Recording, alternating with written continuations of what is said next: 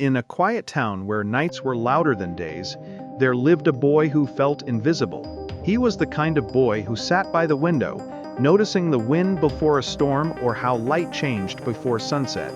Every night, when the world finally went silent, he climbed the small hill behind his house, just him and the sky.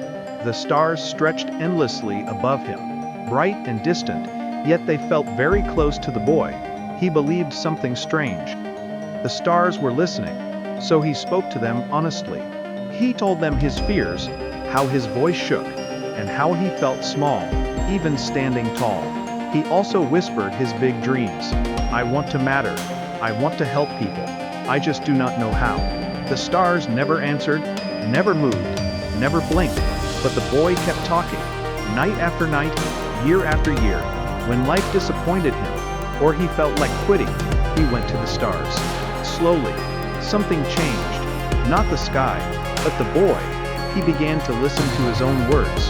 His fears became clearer, his dreams sharper, and what started as talking became understanding, forming a powerful voice inside him. Years passed, life grew louder, and the boy visited the hill less, as the world taught him to grow up and be realistic.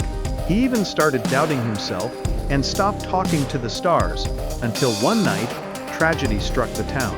Confusion and fear spread, and people shouted in panic, with no one having direction.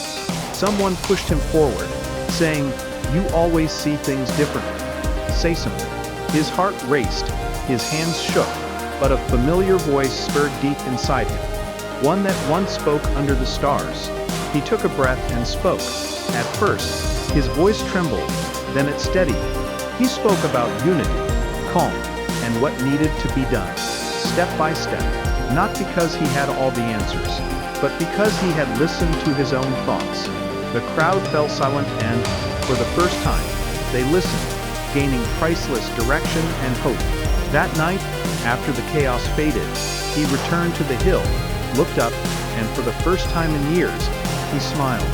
"Thank you," he whispered, not because the stars spoke back, but because they taught him how to speak to himself. The boy did not become famous or perfect, but he became consistent, speaking when others were silent and leading from understanding. Years later, he stood on a stage, thousands of faces staring back, with the same fear and doubt, but also the familiar voice. He began his speech. "When I was a child, I used to talk to the stars. I thought they were listening. Turns out, I was learning how to listen to myself." He spoke about fear, dreams, and the courage to keep believing when nothing answers back. He told them, "Sometimes your dreams do not reply immediately, not because they are impossible, but because they are preparing you." The applause was deep and real, and that night, he returned home, walked up the same old hill, and understood the truth.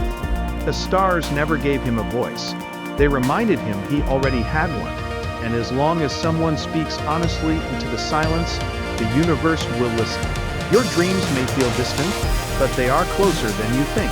Speak to them, listen to yourself, and one day, the world will listen too.